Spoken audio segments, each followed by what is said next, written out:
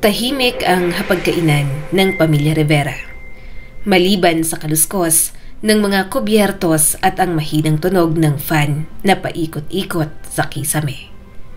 Gabi ng Sabado, ang tanging pagkakataon na halos kompleto silang pamilya.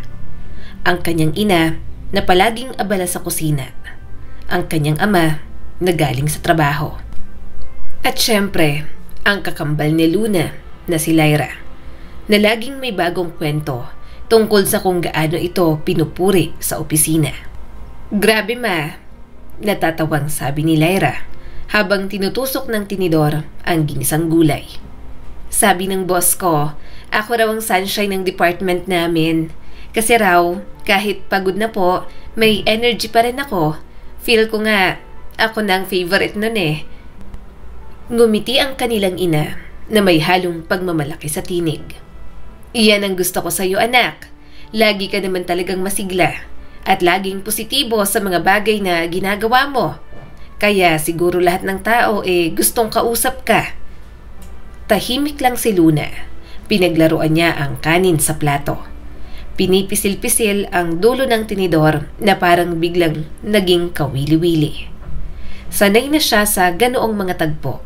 Sa bawat papuri kay Lyra, parang mas lalong lumiliit ang mundo niya.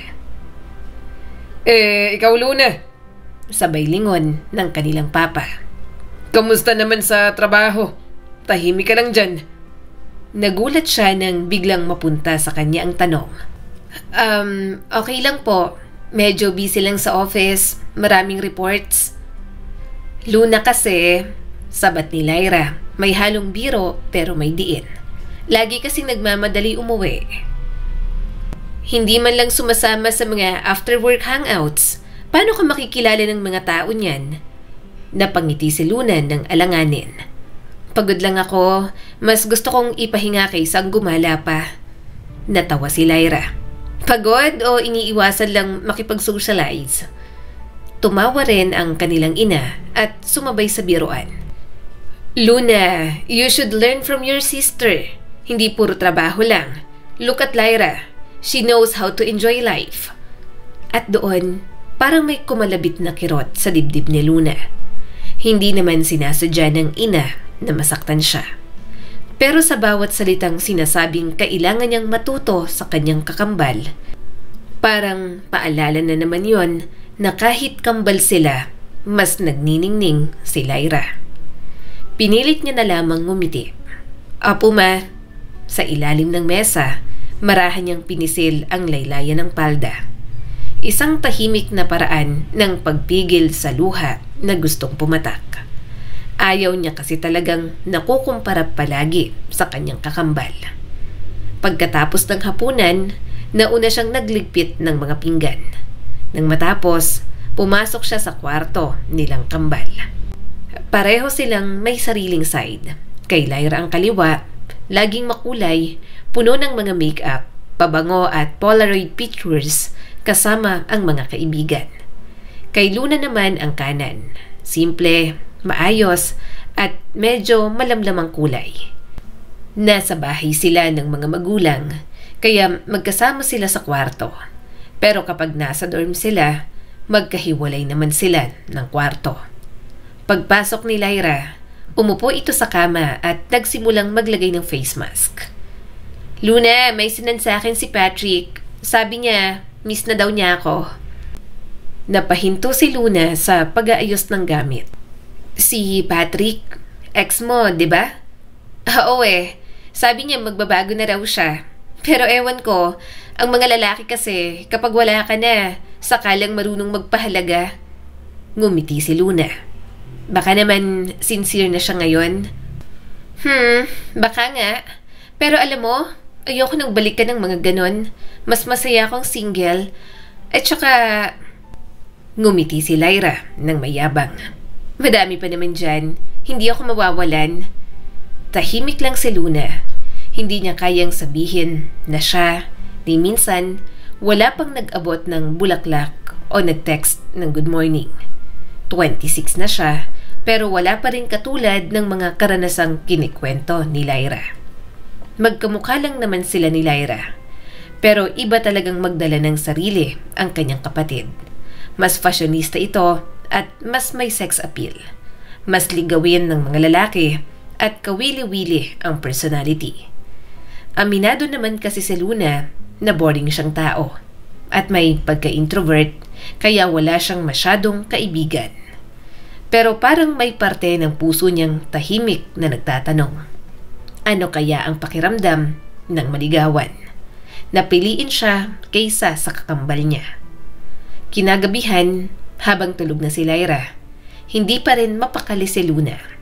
Nakatitig siya sa kisame, iniisip kung bakit palaging may agwat sa pagitan nila ng kakambal niya.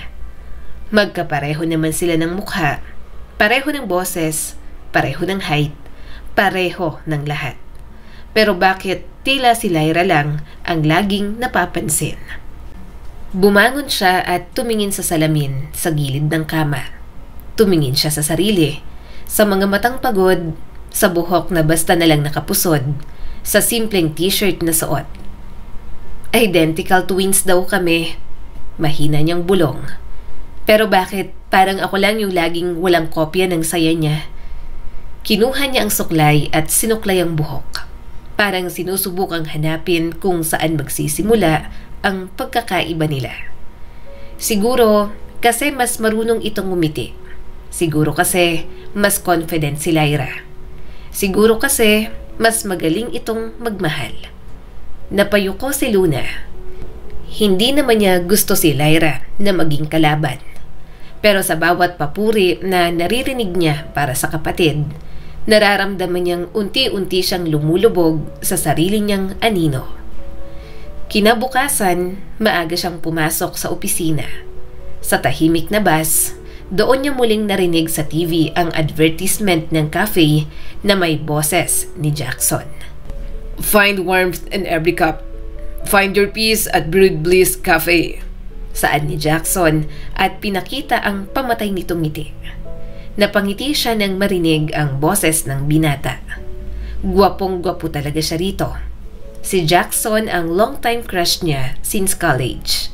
Pero baka nga hindi nito alam na nag-e-exist siya. Basta, noong active ito sa mga pagganap sa theater play, wala siyang pinalampas. Palagi siyang nanonood sa binata. Napangiti siya, Brewed Bliss Cafe. Yun mismo ang lugar na madalas niyang puntahan tuwing lunch break. Minsan, pinagmamasdan lang niya ang mga taong nagmamadali. Pero paminsan-minsan, nandoon si Jackson, nakaupo sa parehong pwesto at may librong binabasa. Tuwing nakikita niya ito, parang nagiging magaan ang araw niya. Pagdating sa opisina, sinalubong siya ng kasamahan na si Mina. Trabaho na agad ang pinag-usapan nila. At doon na nagtuloy-tuloy ang mga gawain ni Luna. Pag-uwi niya kinagabihan, nadatnan niyang nag-aayos ng gamit si Lyra. May event kami sa office bukas, sabi nito. Semi-formal, akala ko wala kang pasok. Gusto mong sumama? Hindi na, nakakapagod sa office. Gusto ko lang magpahinga. Napailing ang kanyang kakambal. Ay nako Luna, kailangan mo talagang lumabas minsan. Puro trabaho ka. Paano ka makikilala ng mga tao? Napangiti si Luna pero walang tugon. Alam mo, kung hindi lang kita kakambal, iisipin kong allergic ka sa social life. Biro pa ni Lyra. Ayaw ka talaga. Madaling maubos ang social battery ko kaya ikaw na lang. Pagkatapos magbihis at kumain, kinuha na lang ni Luna ang biniling libro. Nakita niya kasing binabasa yun ni Jackson noong nakaraang linggo. Kaya babasahin niya rin para at least alam niya kung ano ang tumatakbo sa isipan ng binata.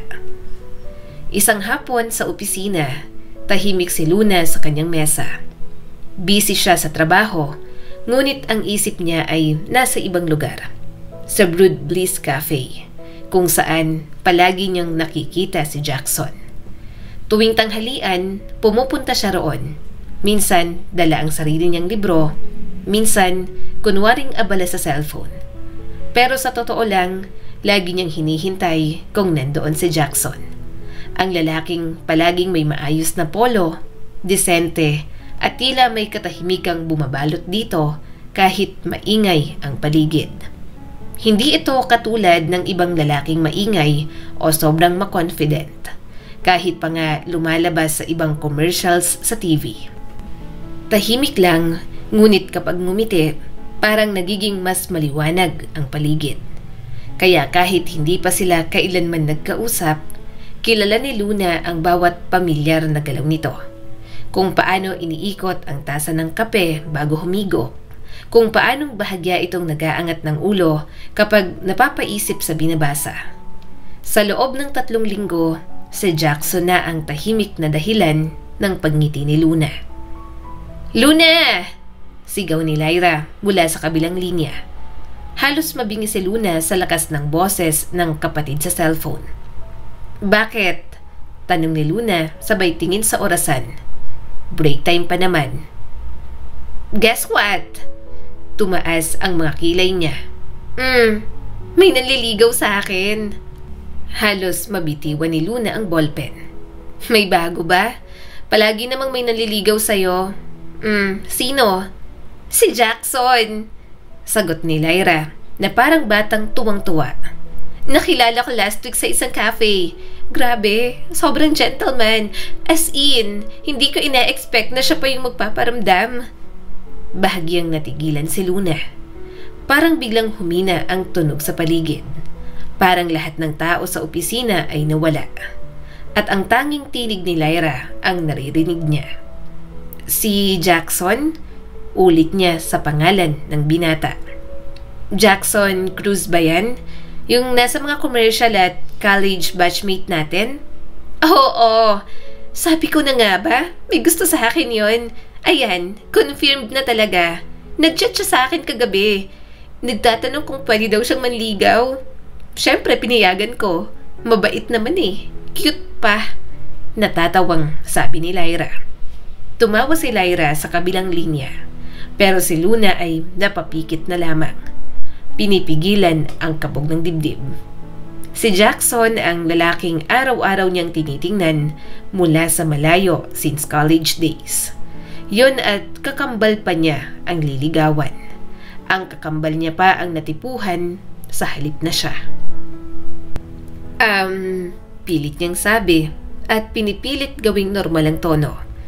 "Ang bilis naman. Sure ka ba dyan, Lyra?" "Ewan ko.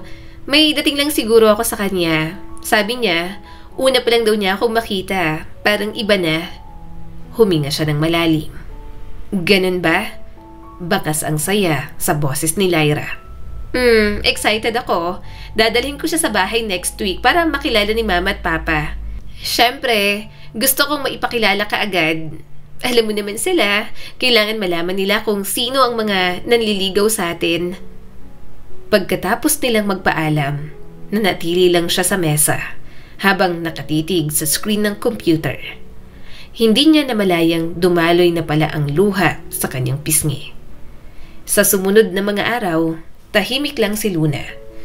Tuwing pupunta siya sa cafe, umaasang makita si Jackson. Ngunit hindi na niya ito naabutan. Siguro, abala na ito sa panliligaw kay Lyra. At kahit ayaw niyang aminin, may parte ng puso niya na nagsiselos. Hindi lang dahil hindi siya ang nililigawan, kundi dahil hindi man lang siya napansin. Magkapareho sila ng mukha, ng boses, ng ngiti. Pero si Lyra pa rin ang pinili. Siguro, bulong niya sa sarili habang nakatingin sa refleksyon sa salamin ng cafe. Kahit magkapareho ang mukha, iba pa rin ang dating ni Lyra. Dumating ang araw ng linggo. Maaga pa lang, abala na ang kanyang ina sa kusina. "Luna, tulungan mo ako rito. Ilagay mo sa mesa tong mga plato. May bisita tayo mamaya." "Bisita?" Sumagot naman agad ito. "Oo, yung manliligaw ng kapatid mo. Si Jackson yata ang pangalan. Mabait daw, sabi ni Lyra at nanliligaw sa kanya." Parang biglang nanlamig ang kamay ni Luna. "Si Jackson?" "Oo, excited nga yung kakambal mo eh. Kanina pa nag-aayos sa kwarto. Tingnan mo nga." Tahimik lang si Luna. Nilapag niya ang mga plato.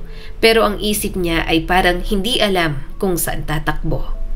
Para bang ang bilis ng tibok ng puso niya. Hindi dahil sa kaba, kundi dahil sa isang matinding pagsasama ng saya at sakit. "Luna!" sigaw ni Lyra mula sa itaas ng hagdan. "How do I look?" Paglingon ni Luna, nakita niya ang kambal niya na nakasuot ng puting dress. Nakakulot ang mahabang buhok at may bahagyang pulang lipstick. Parang modelo, parang liwanag na mahirap titigan. "Ang ganda mo," mahina niyang sabi. "Thanks," sagot ni Lyra, hindi man lang napansin ang lungkot sa tono niya. "Wish me luck ha. Sana magustuhan ni na Mama at Papa si Jackson. Medyo bet ko rin kasi siya." Hindi na nagsalita si Luna. Nang dumating ang 6:00, tumunog ang doorbell. Ang papa nila ang nagbukas ng pinto.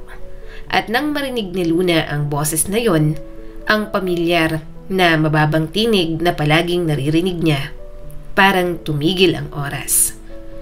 "Good evening po," magalang na bati ni Jackson. "Ako po si Jackson, manliligaw ni Lyra."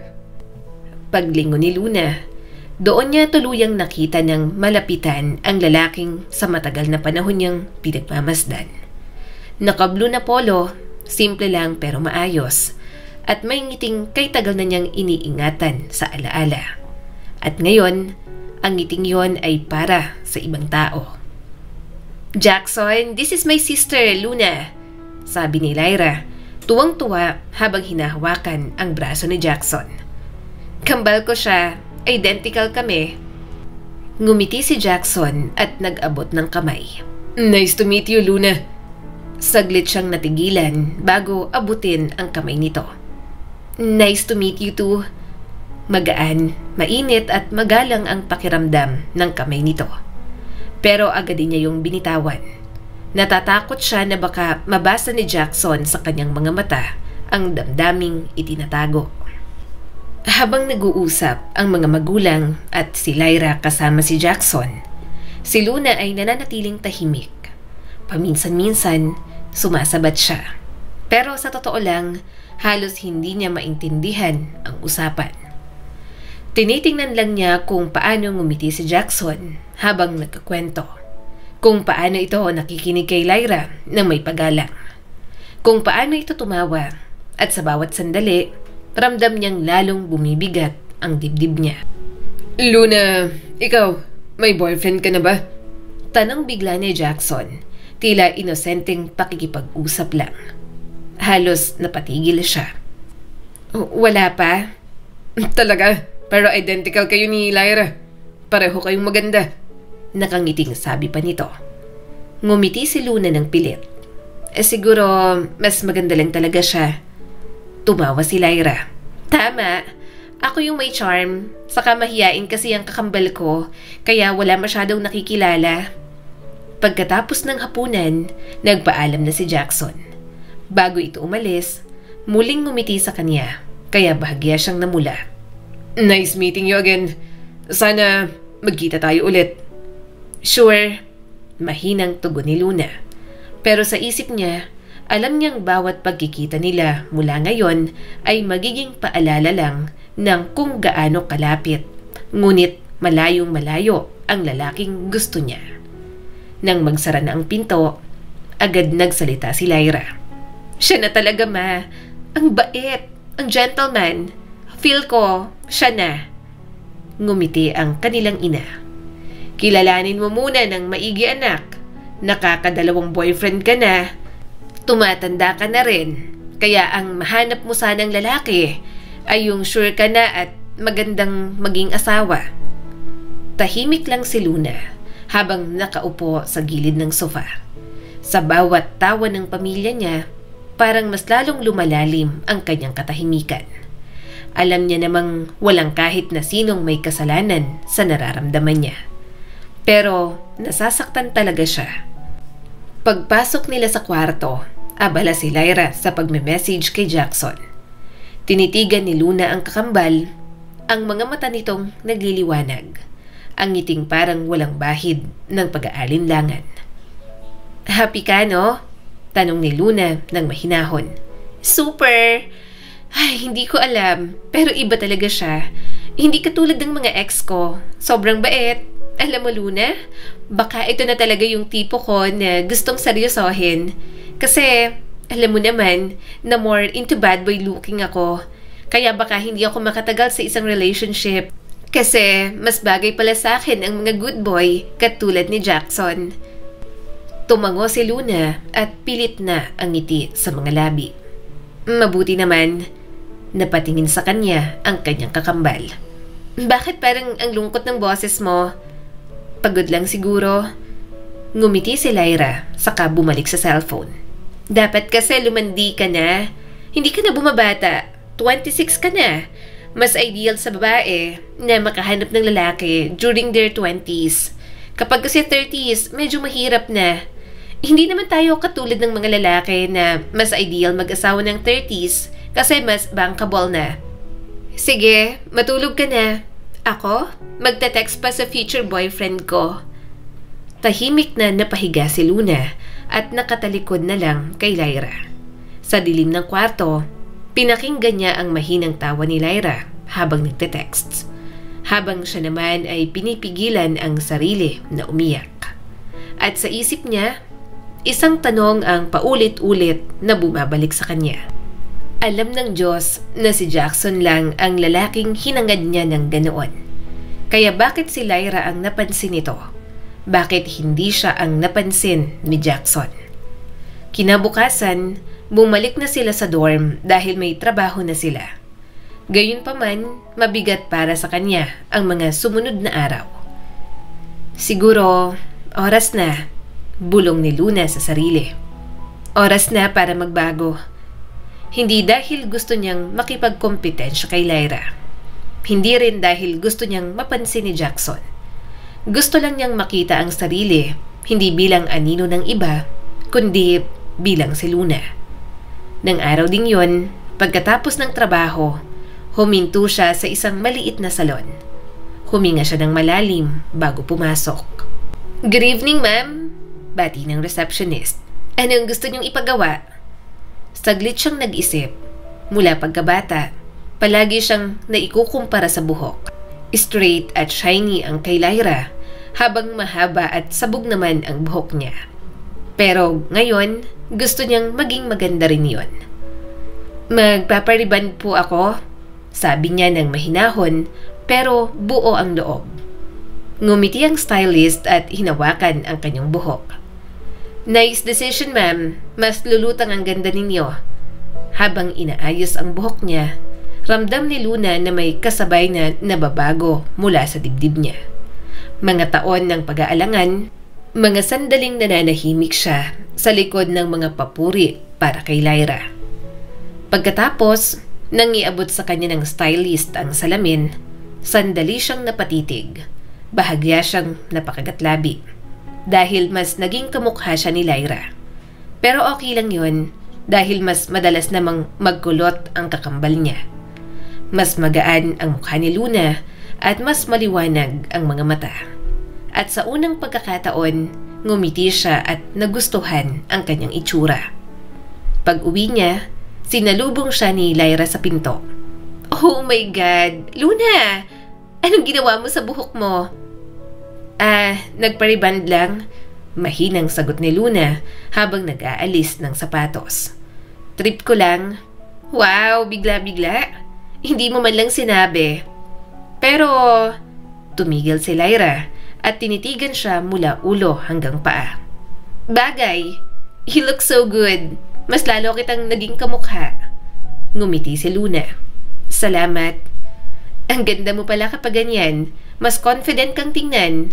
Nakangiting sabi ni Lyra. Kinabukasan, sa opisina, napansin ng mga katrabaho niya ang pagbabago. Wow, Luna, ang ganda mo ngayon, sabi ni Maya, ang katrabaho niyang mahilig sa chismis. Nagpa-reband ka ba? O may date? Napatawa si Luna. Wala, gusto ko lang baguhin yung itsura ko. Uy, blooming, may glow up, sabay kindat ni Maya. Kaya lang, ang pangit mo pa rin pumorma. Ang laki pa rin ng eyeglasses mo. Wala ka pa rin fashion sense. Ngumuso naman si Luna at tiningnan niya ang simpleng blouse at ang pants. Okay na ako rito. Mas simple saka komportable. Magkapareho na sila ng buhok ni Lyra kapag hindi ito nagkukulot. Kaya ayaw niyang baguhin ng style. Doon siya komportable at hindi na siya si Luna kung pati style ay babaguhin niya. Habang nagtatrabaho siya, napansin niyang mas madalas siyang ngumiti. Mas maayos siyang tumayo, mas nakatingin siya sa mga tao kapag nagsasalita. Maliit lang ang mga pagbabagong yon, pero para kay Luna, parang malalaking hakbang na. At nang tingnan niya ang refleksyon sa salamin ng banyo, sa unang pagkakataon, hindi niya inisip kung gaano siya kaiba kay Lyra. Ang nakita niya ay siya mismo, si Luna, na simple pero totoo. Kinahapunan, dumaan siya sa isang store. Hindi siya sanay mamili para sa sarili. Pero ngayon, naglakas loob siyang bumili ng skincare products at ilang makeup. Hindi siya katulad ni Lyra na parang may full glam team kung gumayak. Kaya simple lang ang mga binili ni Luna. Tamad siyang mag-apply nun, pero sisikapin niyang ayusin ang sarili. 3 buwan ang lumipas. Sa panahong yon, unti-unting nagbago ang mundo ni Luna. O marahil, siya mismo ang nagbago. Ang dating babaeng palaging nagkukulong sa sulok ng opisina, ngayon ay marunong nang ngumiti sa mga katrabaho. Ang mga dating malalalim na eyebags, napalitan ng maaliwalas na mukha at makinis na balat. Ang buhok na dati laging nakapusod dahil sabog, ngayon ay malayang bumabagsak sa kanyang likod at sumasabay sa bawat galaw niya. Luna, grabe, blooming ka ngayon na, biro ni Maya habang nagsasaayos ng mga papel. In love ka ba? Huwag mong sabihing may tinatago ka sa amin. Napatawa si Luna. Wala naman. Siguro natutunan ko lang magpahinga. Uy, yan yung mga sinasabi ng mga taong in love. Singit ni Paulo, ang office mate nilang mahilig mang-asara. Bagay sa'yo yung bagong hairstyle mo. Parang confident ka na. Ngumiti si Luna at bahagyang namula. Salamat. Siguro kasi mas gusto ko na yung nakikita ko sa salamin. At sa sandaling yun, totoo sa kanya ang bawat salitang binitiwan niya. Hindi na siya ang babaeng laging kinukumpara. Hindi na siya takot at sa wakas, natutunan na niyang mahalin ang sarili. Bukod doon, sinisikap niya rin na tanggalin sa sistema niya si Jackson. Sumusubok na siyang makipag-date sa iba, kaya inaayos niya na ang sarili. Hindi naman siya pwedeng magpakalugmok dahil lang ang kakambal niya ang nililigawan ni Jackson. Kung ayaw sa kanya ng binata, wala siyang magagawa. Pag-uwi niya isang hapon, nadatnan niya si Lyra sa sala. Nakaupo at may hawak na bouquet ng bulaklak. "Oh," tanong ni Luna at nilapitan ang kakambal. "Sino yan? Galing kay Jackson?" "Oo," sagot ni Lyra at walang gana. "Dumaan kanina. Iniwan lang yan. Ewan ko ba? Ang sipag niyang manligaw." Napatingin si Luna sa mga bulaklak. Ang bango at halatang pinag-isipan. May kasama pang maliit na kahon ng mga chocolates at imported pa. Umiwas na lang siya ng tingin sa mga yon. "Ang ganda," sabi ni Luna. "Ang effort niya." "Effort nga," sagot ni Lyra habang tumatayo. "Pero ewan, parang sobrang bait, sobrang tahimik, wala yung spark." Napakurap si Luna. "Spark? Akala ko ba gusto mo na sa mga good boy?" "Akala ko rin, pero parang hindi pala, Luna," sagot ni Lyra at humarap sa salamin. "Walang kilig, walang thrill. Lahat ng ex ko dati may ganon. Si Jackson parang safe masyado. Too good to safe. Nakakapanibago. Ang boring talaga. Hindi masaya." Hindi nagsalita si Luna. Sa loob-loob niya, kumirot ang kanyang dibdib. Yun ang dahilan kung bakit gusto niya si Jackson. Dahil sa mundong puno ng paasa at mapagsamantala, bihira ang lalaking marunong maghintay. Marunong rumispeto, marunong magmahal ng tahimik katulad ni Jackson. At ngayong naririnig niyang binabaliwala lang yon ni Lyra. Parang may gumuhit na linya sa pagitan nila ng kakambal. Isang linya na hindi niya alam kung kaya pa niyang tawirin. Kinagabihan, habang nag-aayos si Lyra sa harap ng vanity mirror, dumaan si Luna sa pintuan. "Hindi mo ba siya gusto talaga?" Tanong ni Luna, dahan-dahan at halos ayaw guluhin ang isipan nito. Napabuntong hininga ito. "Hindi ko alam. Mabait siya pero parang kulang. Hindi ako kinikilig." "Kulang saan?" Tanong pa ni Luna. "Hindi ko alam," sagot ni Lyra, saka tumawa. "Siguro, sanay lang ako sa mga lalaking mayabang. Alam mo naman ako, gusto ko yung challenge." Siya, parang sobrang perfect. Wala man lang thrill."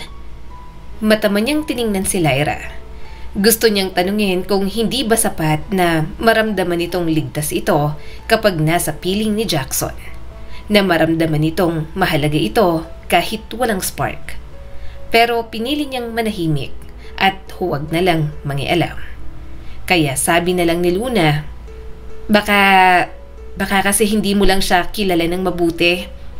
"Yun na nga yung problema," sagot ni Lyra.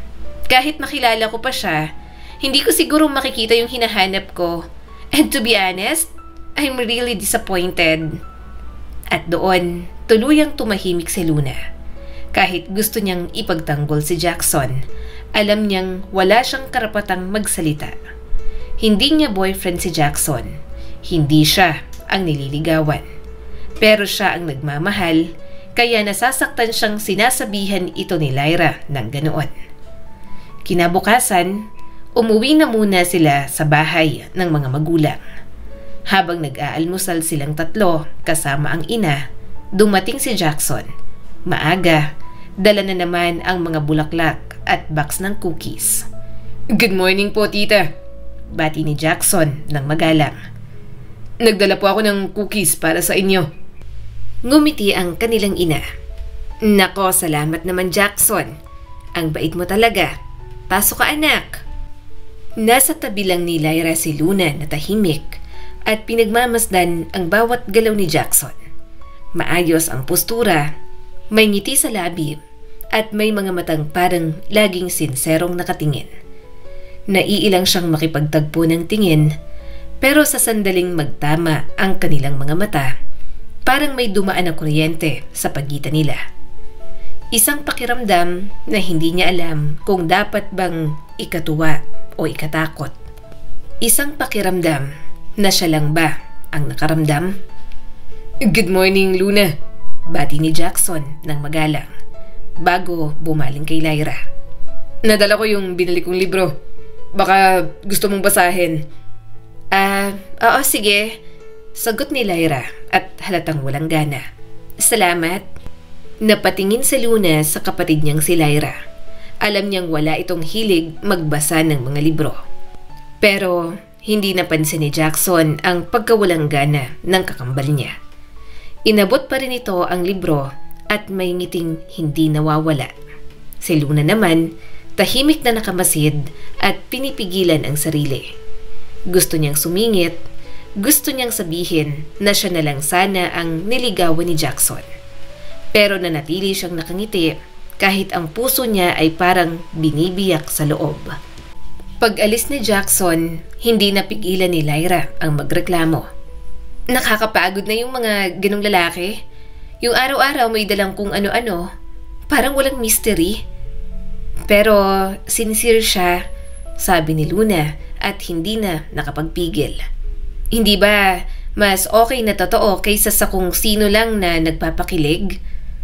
"Luna," sagot ni Lyra at bahagyang natawa. Hindi lahat ng babae gusto ng sobrang bait. Minsan, bigyan din dapat tayo ng thrill. Palibhasa, no boyfriend since birth ka. Kaya wala ka pang masyadong experience. Pero kapag may experience ka na at may standard ka sa sarili mo, talagang makukulangan ka sa bare minimum na ibinibigay ng isang lalaki sa'yo. Matama niyang tiningnan ang kanyang kakambal. "Pero hindi ba mas masarap mahalin ng taong alam mong hindi ka sasaktan? Sabi mo, safe ang pakiramdam kapag sa kanya. Kaya bakit hindi siya? Maayos naman siyang naliligaw sa'yo. Halatang gusto ka niya. Napatingin si Lyra sa kanya at saglit na natahimik. Masyado kang idealistic, Luna.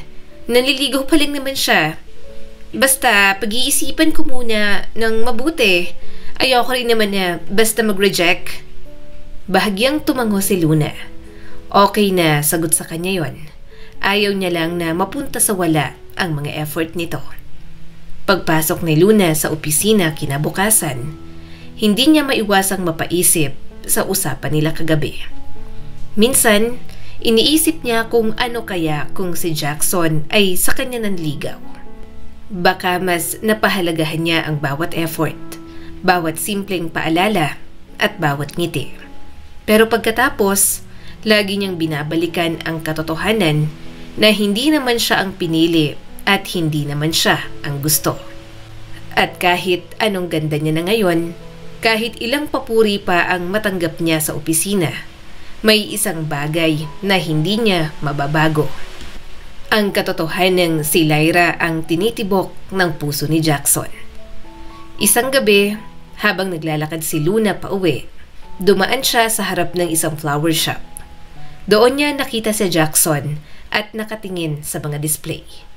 Hindi siya napansin agad kaya nagtagal siya sandali at pinagmamasdan lang ito. Tahimik niyang pinagmasdan kung paanong ngumingiti si Jackson kahit mag-isa. Kung paanong maingat itong pinili ang mga bulaklak. At kung paano tila may sinseridad sa bawat galaw nito. At doon, napagtanto ni Luna kung bakit masakit. Hindi lang dahil si Lyra ang nililigawan, kundi dahil si Jackson ang lalaki na matagal niya nang ipinagdarasal. Kung pwede lang, bulong niya habang pinagmamasdan ito mula sa malayo. Kung ako na lang sana. Pero alam niya na hindi siya dapat umasa. Dahil sa ngayon, siya pa rin ang kambal na tahimik lang sa gilid. Ang kambal na natutong ngumiti kahit na nasasaktan ng puso.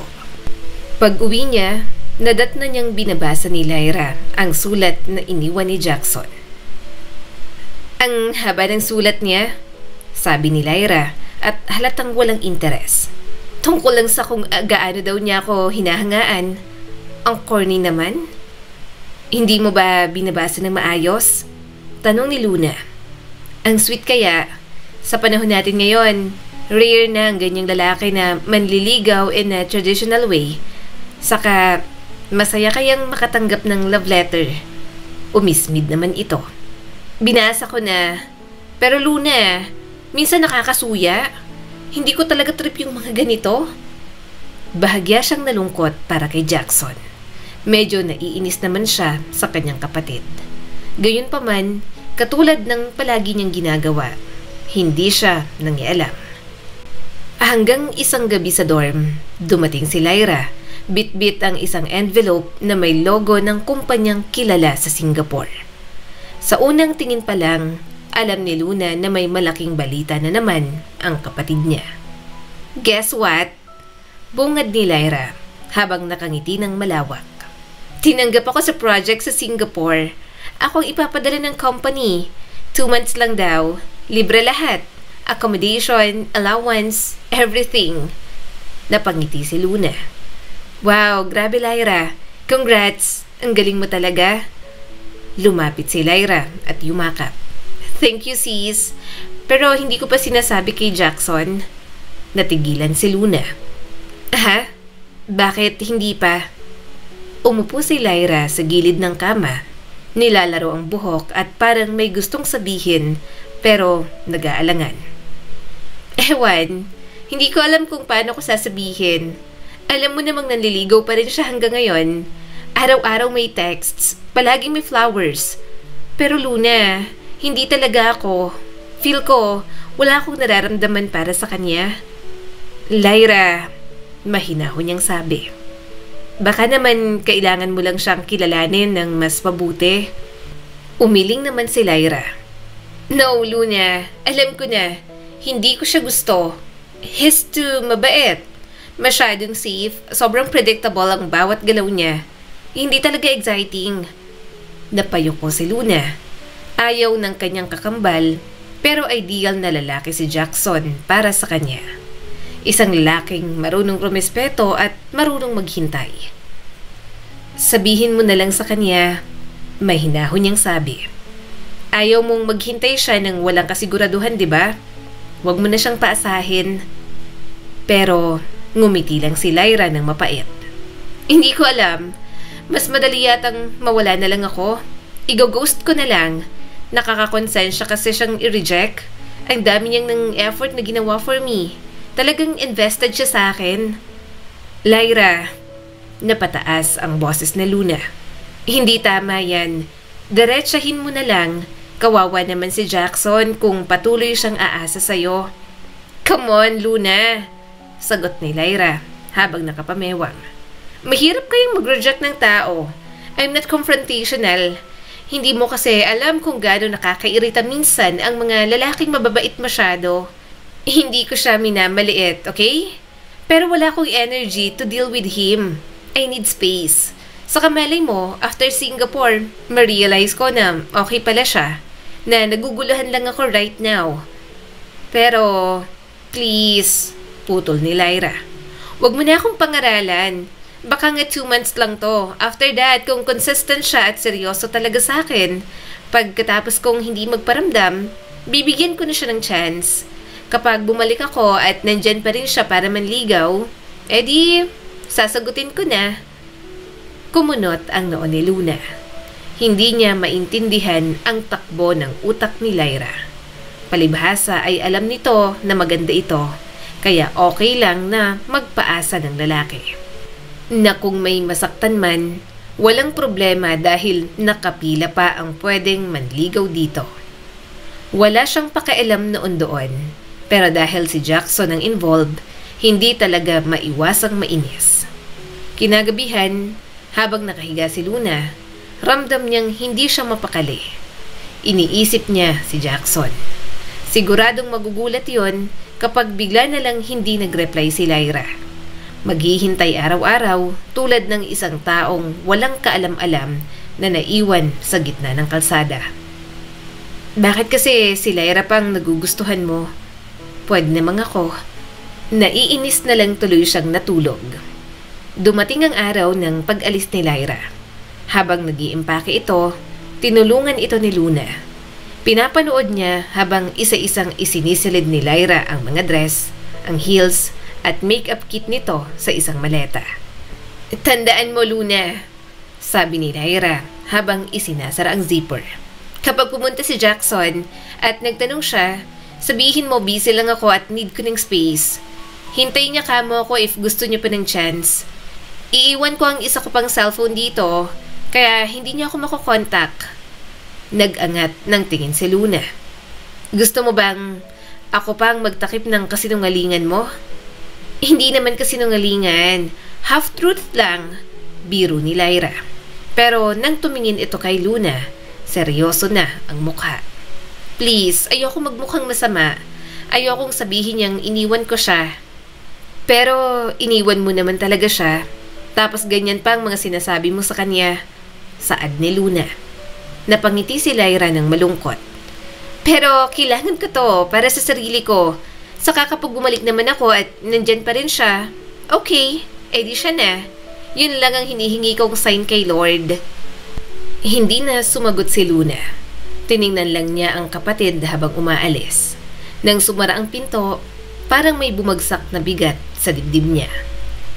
Isang makulimlim na gabi, tila pati ang langit ay may dalang bigat na hindi mailabas. Nasa dorm si Luna, nag-aayos ng mga papeles sa mesa, pero paulit-ulit siyang napapatingin sa cellphone ni Lyra. Ang cellphone na iniwan ng kapatid bago lumipad patungo sa Singapore. Ilang araw na rin mula nang huling mag-text si Jackson. Pero ngayon, may bago na namang mensahe roon. Lyra, please. Gusto lang kitang makita kahit saglit. Nasa harap ako ng dorm. Alam kong busy ka pero kahit ilang minuto lang. Napalunok si Luna. Napatingin siya sa salamin.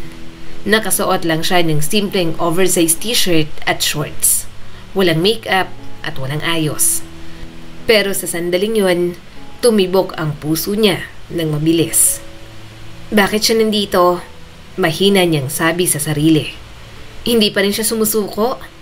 Sumuko ka na lang sa ate ko. Ewan ba ni Luna kung ano talaga ang gusto niya? Ayaw niyang magkatuluyan ang mga ito dahil sa mga sinasabi ni Lyra tungkol sa binata. Gayunpaman, may isa pang dahilan. Ang takot niya na magpatuloy pa ito sa kabila ng malamig na pagtrato ni Lyra. Dahil kung magpapatuloy si Jackson, mas lalong magkakaroon ng pag-asa ang binata sa kakambal niya once na bumalik na ito sa Pilipinas. Sa pagkakaintindi rin naman kasi ni Luna, parang tinetest pa rin ni Lyra kung hanggang saan ang tibay ni Jackson. Lumapit siya sa bintana. Sa ilalim ng ilaw ng poste, nakita niya si Jackson. Nakaupo ito sa bench, bitbit ang maliit na paper bag, at may hawak na mga bulaklak. Pagod ang mga mata, pero puno ng pag-asa. At doon, parang may humaplos sa puso ni Luna. Parang bigla niyang naramdaman ang sakit ng taong piniling manahimik. Ang sakit ng hinihintay pero hindi na babalik. Wala ka talagang alam, Jackson. Bulong niya. Pero bago pa siya makapag-isip, biglang bumukas ang bibig niya sa isang desisyon na hindi niya na mababawi pa. Tahimik siyang lumapit sa aparador. Binuksan niya yon at kinuha ang isang damit ni Lyra. Isang floral dress na madalas nitong suotin kapag may date. Inayos niya ang buhok at nilagyan ng kaunting lipstick at pulbos. Nagsuot ng hikaw na naiwan ng kanyang kakambal. Pagharap niya sa salamin, parang si Lyra talaga siya. Lyra, mahina niyang sambit. Hindi niya alam kung ano ang nagtulak sa kanya. Siguro, awa. Siguro, pagmamahal. O baka naman pareho. Pero bago pa siya tuluyang umatras, binuksan niya na ang pinto. Lyra! Tawag ni Jackson mula sa labas. Kumabog ang dibdib niya. Pinilit niyang ngumiti. Pinilit niyang marinig ang boses na dati ay para lang sa panaginip. Jackson, mahinahon niyang sagot. Pagkakita ni Jackson sa kanya, tila nawala ang lahat ng bigat sa balikat nito. Ang mga mata nitong malungkot sa mga nakaraang linggo ay biglang nagliwanag. Akala ko hindi mo na ako kakausapin. Mahina nitong sabi. Gumiti si Luna. Busy lang ako nitong mga nakaraang araw. Pasensya na. Lumapit si Jackson. Parang natatakot na baka mawala muli ang babaeng kaharap. Okay lang. Naiintindihan ko, Lyra. Tinitigan ni Luna ang binata. At sa loob-loob niya, gusto niyang sumigaw na hindi siya si Lyra. Pero nanatili siyang tahimik. Gusto mo bang pumasok muna? Alok niya at itinuro ang loob ng dorm. Tumango si Jackson. Pagpasok nila, naupo ito sa maliit na sofa. Ibinigay nito ang dala nitong paper bag at bulaklak sa mesa. Para sa'yo, favorite mo, di ba? Tiningnan ni Luna ang bag.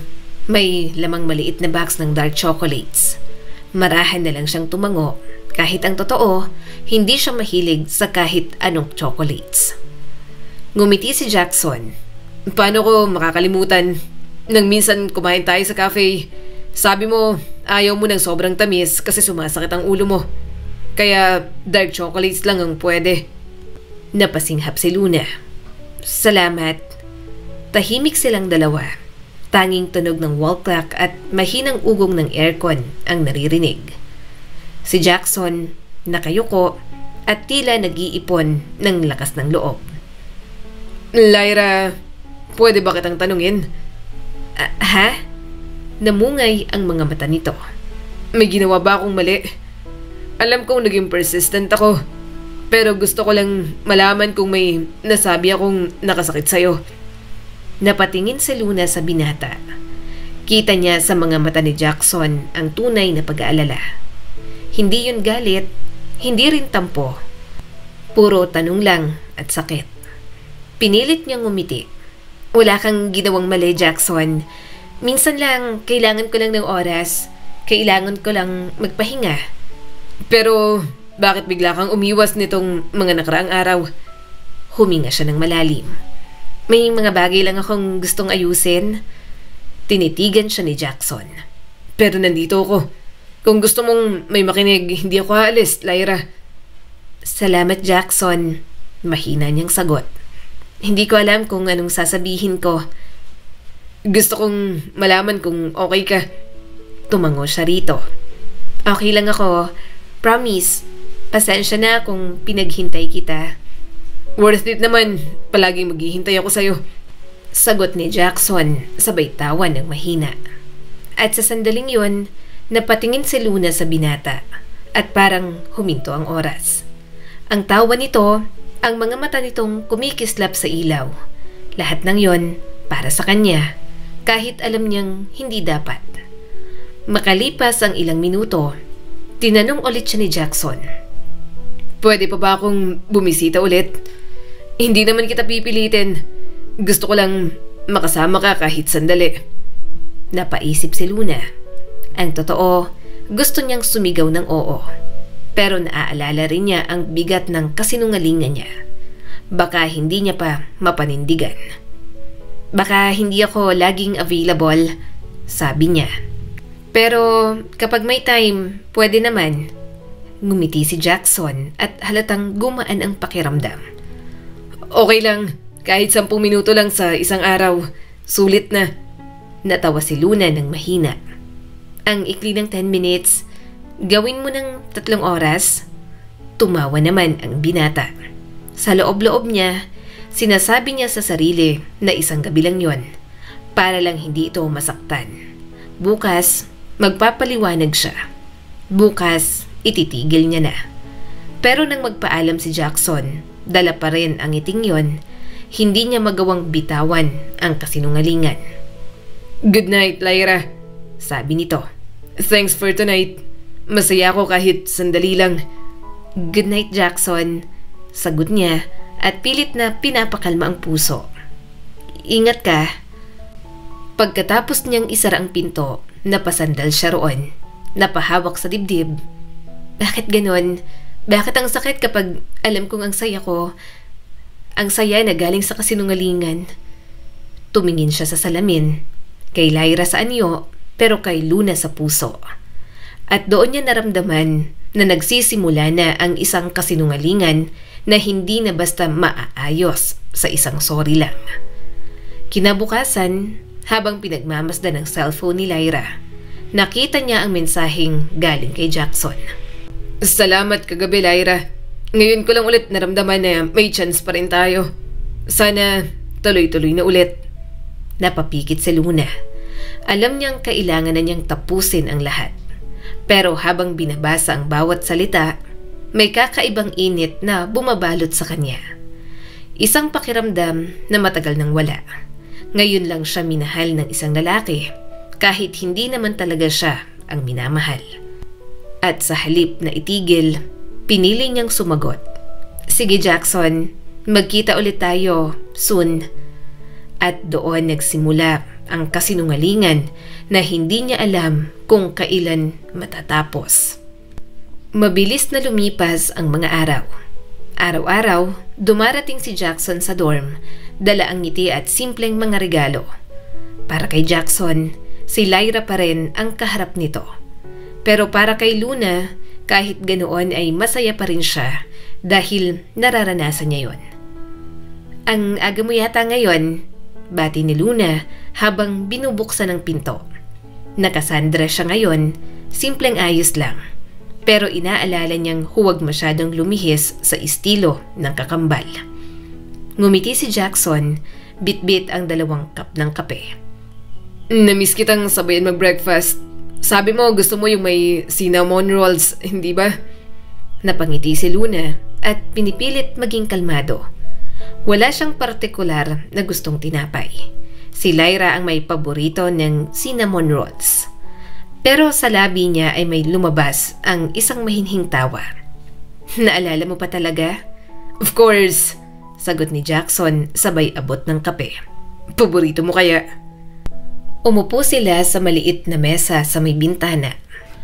Abala si Jackson sa pagkukwento ng mga araw nito sa negosyo.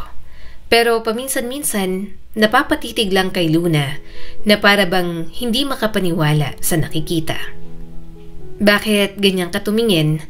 Tanong ni Luna nang nakangiti pero may kaba.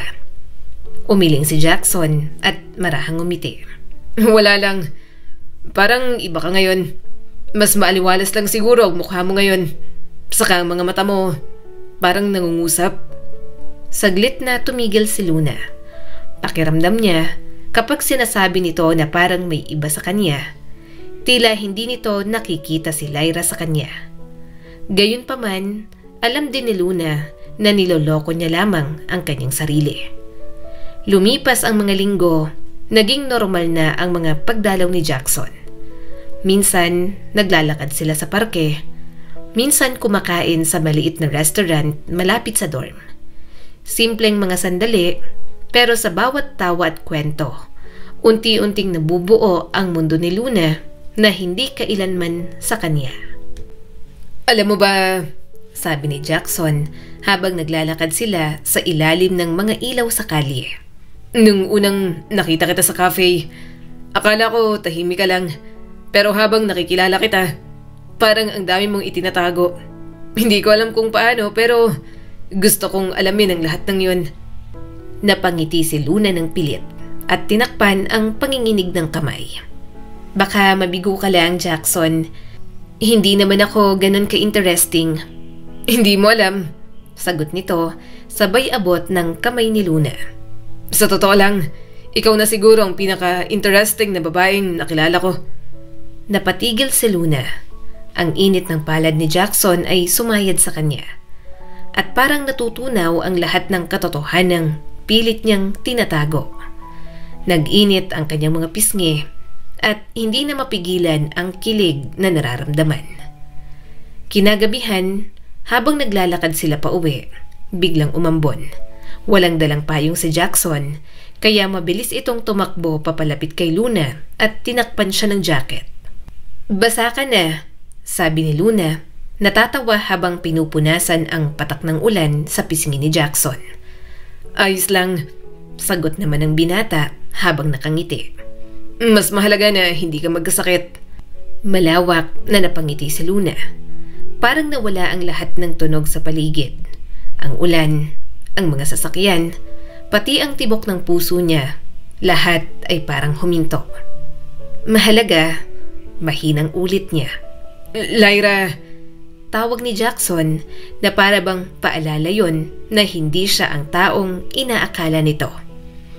Alam kong baka hindi mo pa rin ako gusto gaya ng dati. Pero salamat kasi pinayagan mo pa rin akong manatili.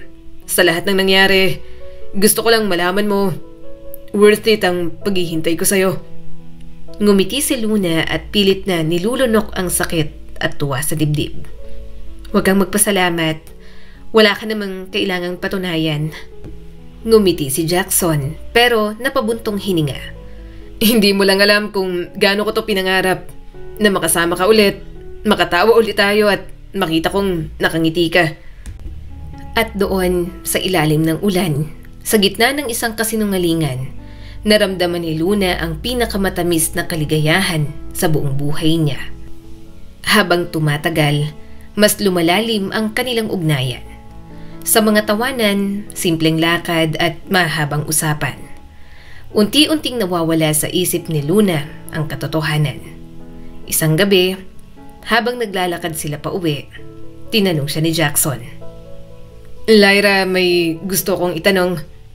Napatingin si Luna rito at kabado. Ano yon?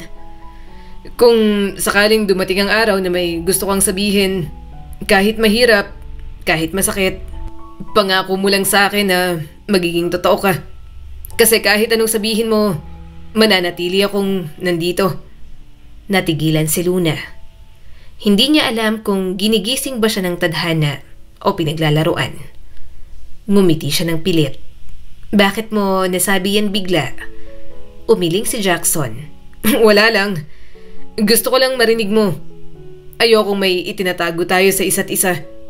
Gusto ko kung sakaling maging tayo, honest tayo sa isa't isa. Ayoko na may nagsisinungaling sa ating dalawa.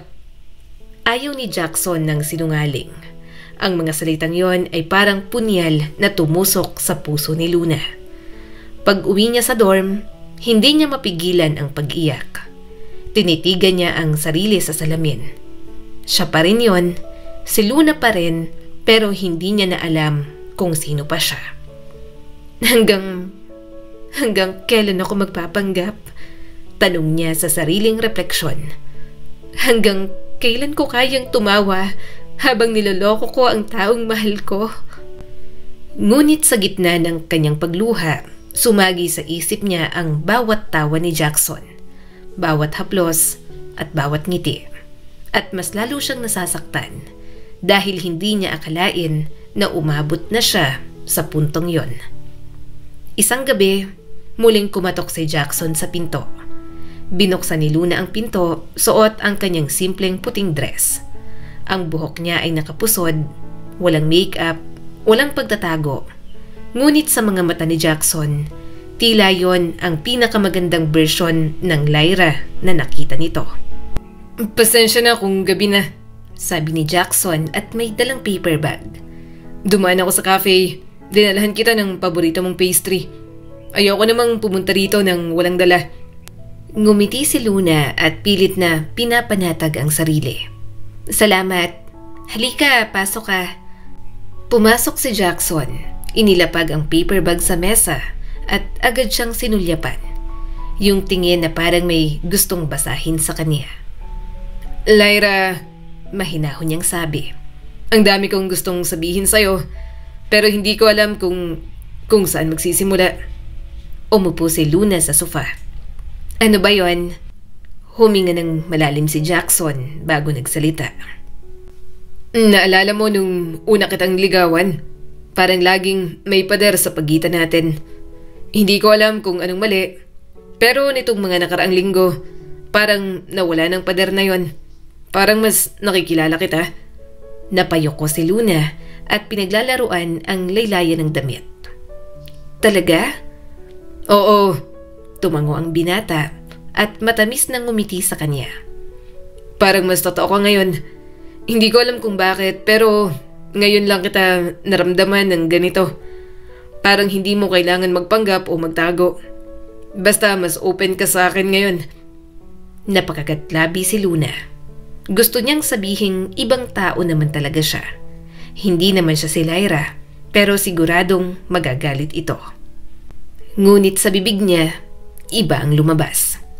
Siguro napagod lang ako dati sa dami ng iniisip, sa mga expectations ng lahat.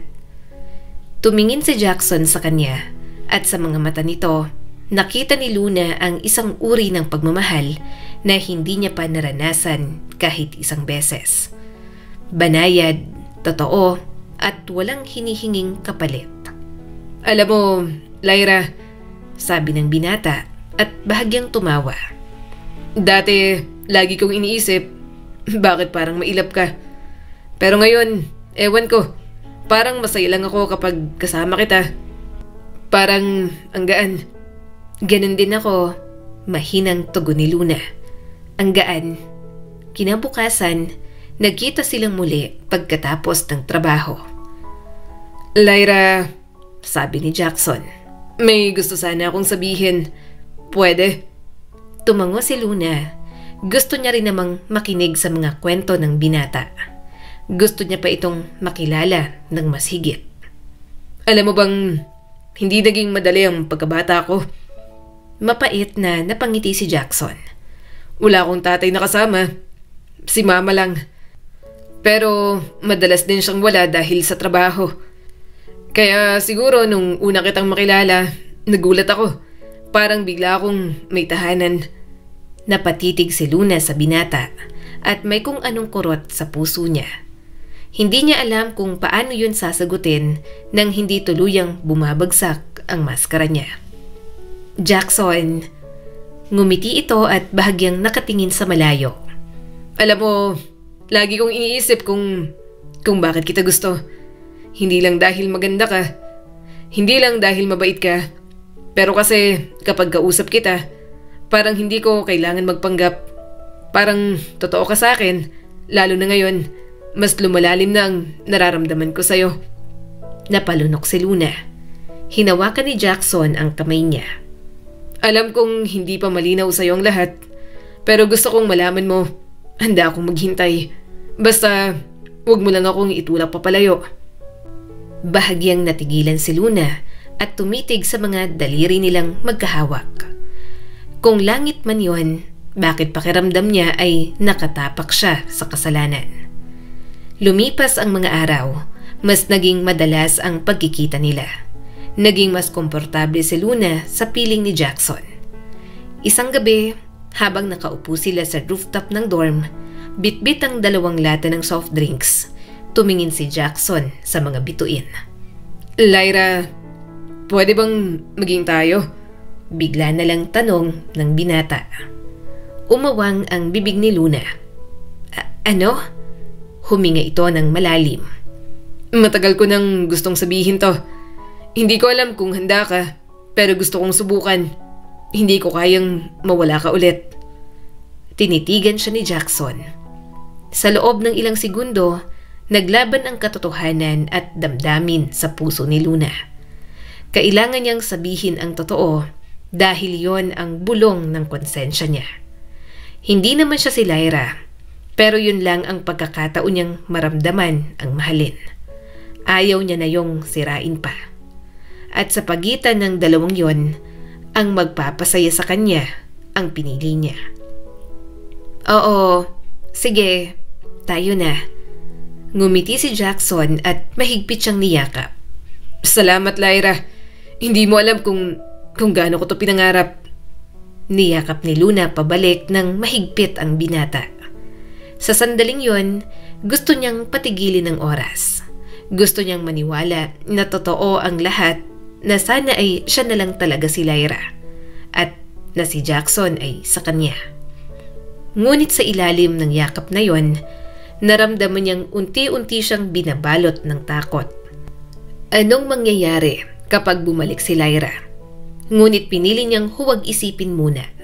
Sa gabing yon, si Luna ay hindi ang tahimik na anino ng kanyang kakambal. Sa gabing yon, siya ang minahal ni Jackson at dadamhin niya yon hanggang may panahon. 2 buwan, 60 araw ng paglalakad sa pagitan ng saya at kasalanan. Para kay Luna, parang panaginip ang lahat. Isang panaginip na ayaw niyang magising. Tuwing umaga, gigising siya sa mensahe ni Jackson. Good morning, Lyra. Don't skip breakfast, okay? See you after work, my favorite girl. At kahit alam niyang hindi siya ang tinutukoy sa pangalan, siya pa rin ang ngiti-ngiti sa mga salitang yon.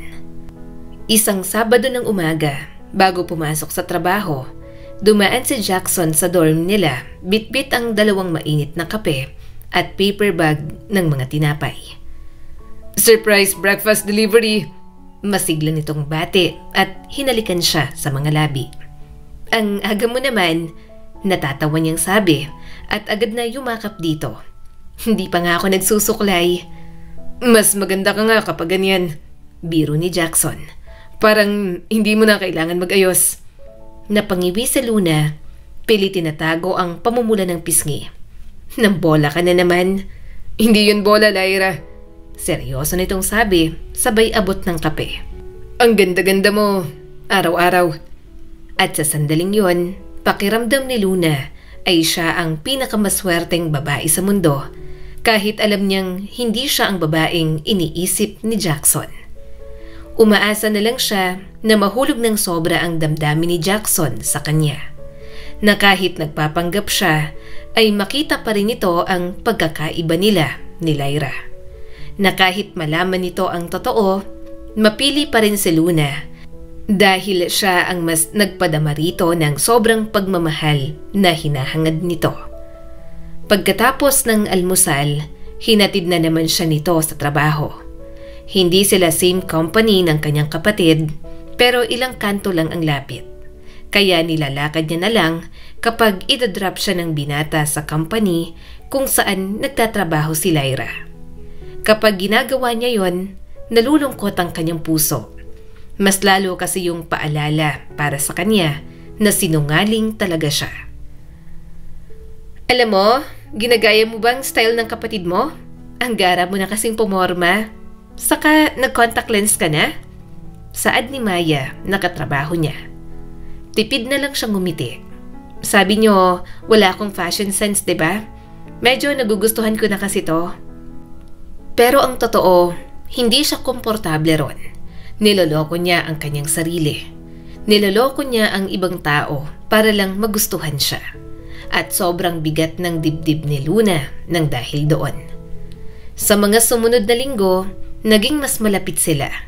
Mas naging intimate na rin sila sa isa't isa. Sa bawat tawa, sa bawat titig at sa bawat halik ni Jackson, nararamdaman ni Luna ang unti-unting pagkapit ng damdamin niya. Wala nang araw na hindi siya masaya. Lyra, gusto kong malaman kung bakit mo ko sinagot. Natawa si Luna. Anong klaseng tanong yan? Siyempre, sinagot kita kasi naliligaw ka at nahulog na ang damdamin ko sa'yo. Matamis namang ngumiti ang binata at niyakap siya habang nakaupo sila sa sofa. Kasi dati, para laging malabo tayo. Pero bigla mo akong sinagot, tapos ngayon, sobrang okay na tayo. Bakit? Tumingin si Luna kay Jackson. Gusto niyang sabihin ng totoo na hindi siya ang babae noon, na siya lang ang nakialam sa tadhana para magkaroon sila ng pagkakataon ngayon. Pero nang makita niya ang mga mata ni Jackson, puno ng tiwala at saya, hindi niya magawa. Siguro na-realize ko na mabait ka talaga, sabi niya rito at hinaplos ang mukha nito. Hindi mo ako pinagod, hindi mo ako pinilit, tapos lagi kang nandyan. Mahal kita, at kung pwede nga lang, sana tayo na hanggang dulo. Ngumiti si Jackson at marahan siyang hinalikan sa pisngi. Napapikit si Luna sa kaliting dulot ng bawat halik nito. Hindi ko alam kung anong ginawa ko para maging maswerte, sambit ni Jackson. Pero salamat Lyra. Salamat at ako rin ang nakikita mong makasama mo habang buhay. Mahal din kita. May kumurot sa dibdib niya. Kay sarap marinig mula sa taong minamahal niya na mahal din siya nito. Pero hindi naman kasi siya si Lyra. Dahil doon, may mga gabi na hindi siya makatulog. Nakaupo siya sa harap ng salamin, hawak ang Polaroid picture nila ni Jackson. Masaya si Luna pero alam niyang mali yun. Pinagmamasdan niya ang mga damit ni Lyra, mga alahas nito at ilan pang gamit na ginagamit niya para lang magpanggap. Hindi niya na napigilang mapaluha sa labis na guilt na nararamdaman. Isang linggo, nagpunta sila sa beach habang naglalakad sa buhangin. Palagi lang hawak ni Jackson ang kanyang kamay. Ang ganda rito, usal ni Luna habang nakangiti. Hinalikan siya ng binata. Mas maganda ka, Lyra. Alam mo, dati natatakot akong magmahal ulit. Pero nang dumating ka, parang nagbago ang lahat. Napatingin si Luna sa binata. Bakit? Kasi sa'yo, parang hindi ko kailangan magpanggap. Parang pwede akong maging ako lang. At doon, unti-unting tumulo ang luha ni Luna. Hindi niya na talaga napigilan. Tinakpan niya agad ng kamay ang mukha niya, sabay sabing, Pasensya na, napuwing lang. Ngumiti si Jackson at niyakap na lang siya. Kinagabihan, habang nakahiga sa kama, muling bumalik sa isip niya ang mga salitang sinabi ni Jackson. Tinitigan niya ito at hinaplos ang mukha. Mahal kita, bulong niya sa dilim. Mahal kita kahit hindi ako ang inaasahan mo. At sa unang pagkakataon, tinanggap ni Luna na hindi na yon basta pagpapanggap. Isa na yung pag-ibig, isang pag-ibig na hindi totoo pero itinanim sa kasinungalingan. Habang pauwi sila, bigla na lang sinuot ni Jackson ang isang singsing sa kanyang daliri. Gulat na gulat niyang pinagmasdan yon. Para saan to? Mahinang tanong ni Luna. Hinalikan ni Jackson ang kanyang kamay. Alam kong 2 months pa lang tayo, but I really want to give you a promise ring. Gusto kong malaman mo na handa ako sa commitment pagdating sa'yo. Bumagsak ang mga luha ni Luna. Mas lalo siyang nahihirapang bitiwan ang kasinungalingan na ginawa niya. Ayaw niyang mawala si Jackson sa kanyang buhay, pero alam niya rin naman na darating ang araw na mabubuko siya sa kanyang mga kalokohan. Maaga pa lang nang magising si Luna sa mahinang katok sa pinto ng dorm. Nagdadalawang isip pa siya kung guni-guni lang ba yon o totoo, hanggang sa sumunod ang pamilyar na tinig. Luna, buksan mo naman to! Naiwan ko pa yata yung spare key ko. Boses yun ni Lyra. Nanigas si Luna, mabilis siyang tumayo, halos matapon ang tasa ng kape sa lamesa. Binuksan niya ang pinto at doon tumambad sa kanya ang kakambal niya. Nakasuot ito ng simpleng white dress, may dalang maleta at may ngiti sa mga labi. Surprise! Sabi ni Lyra, sabay yakap sa kanya. Halos hindi makagalaw si Luna. Parang huminto ang mundo. Lyra, dapat next week pang uwi mo, diba? Nauna yung flight ko, natapos na yung project namin. So, nandito na ako. Habang inaayos ni Lyra ang mga gamit, halos hindi makapag-isip si Luna.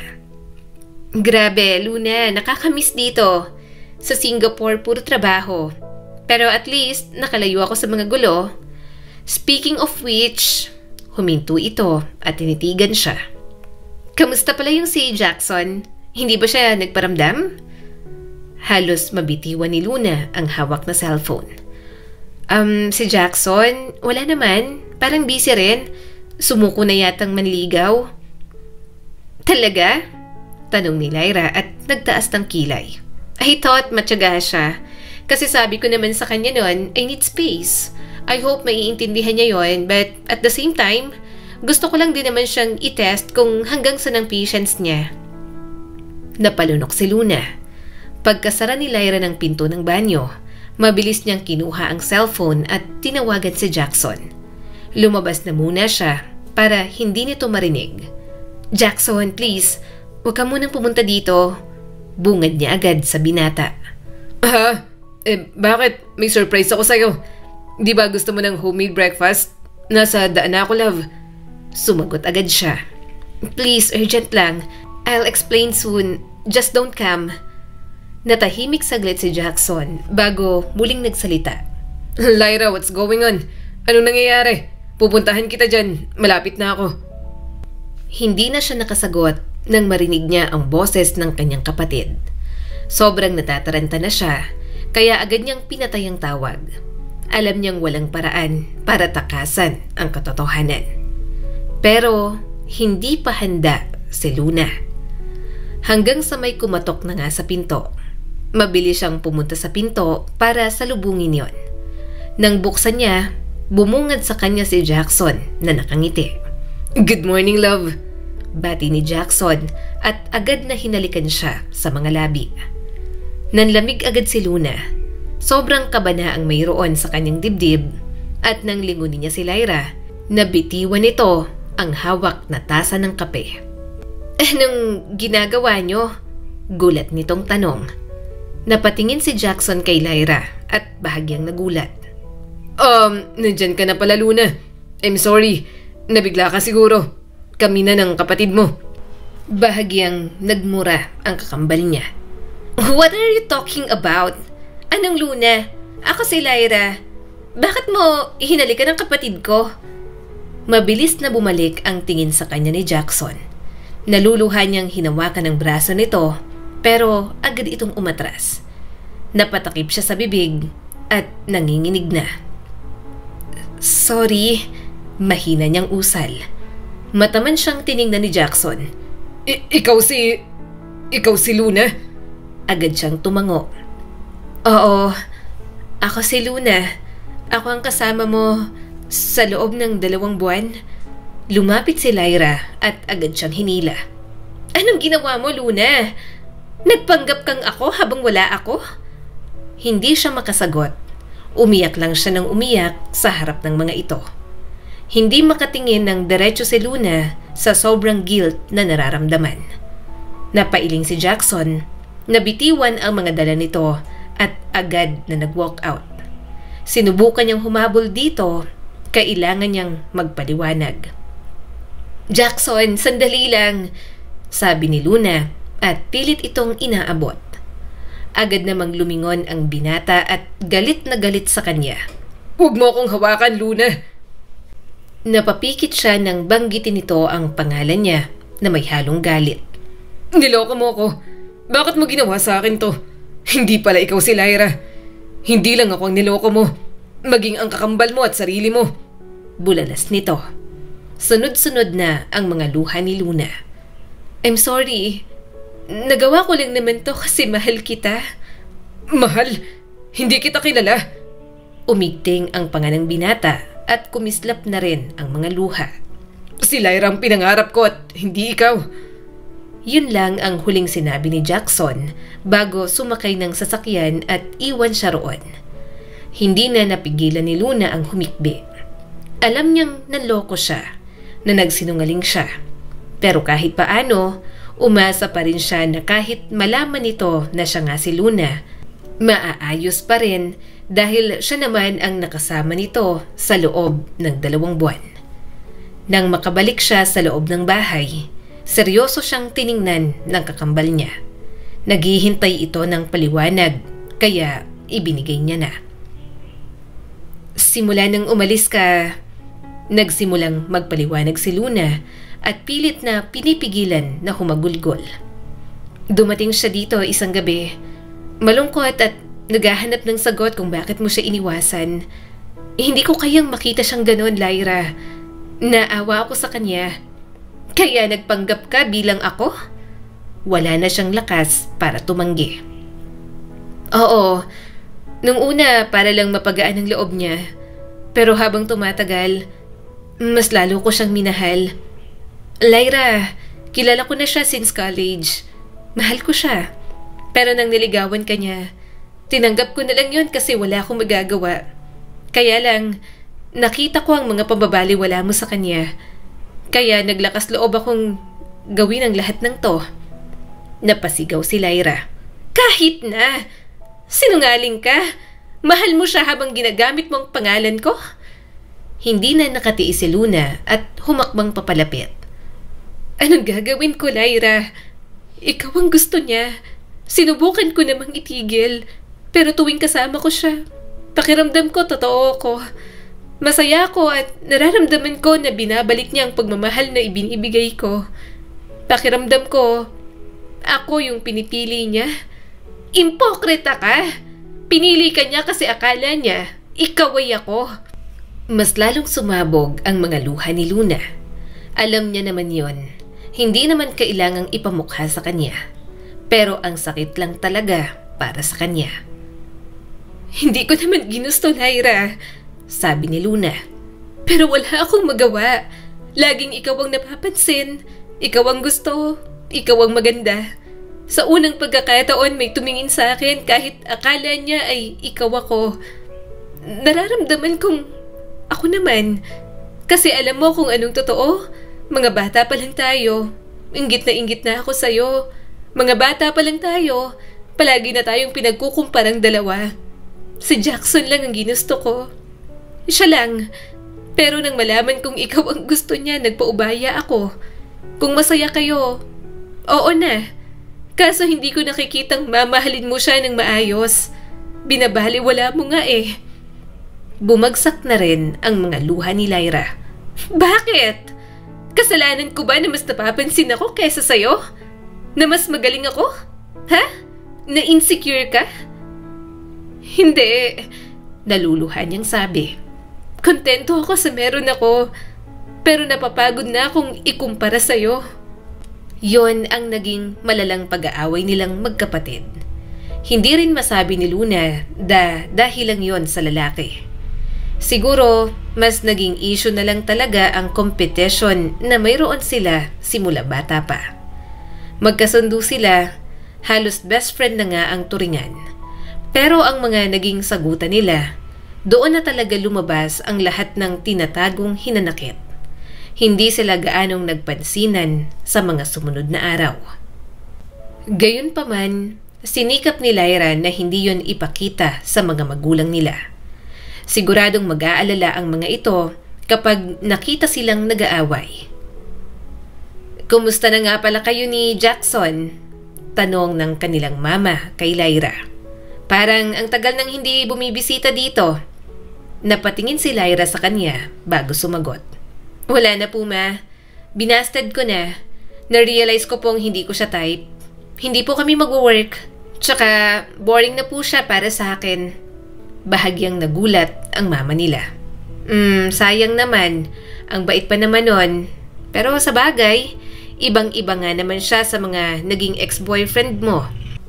Huminga ng malalim si Luna.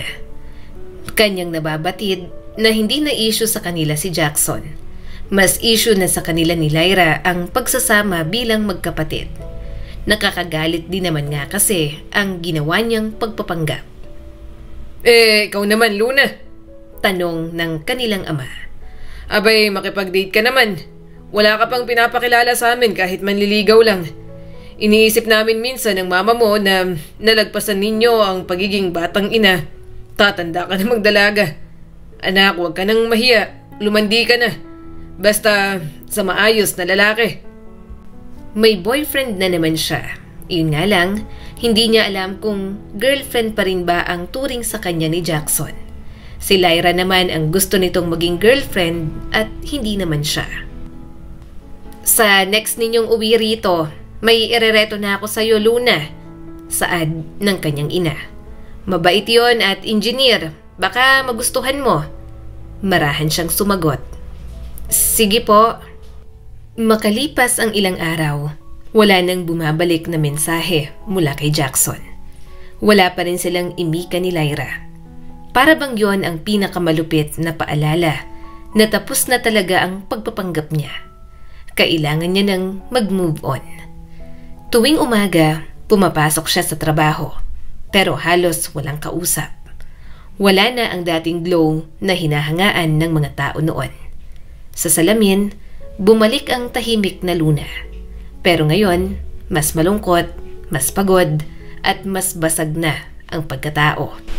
Pero hindi siya pwedeng manatiling ganoon. Kailangan niyang bawiin kung sino talaga siya.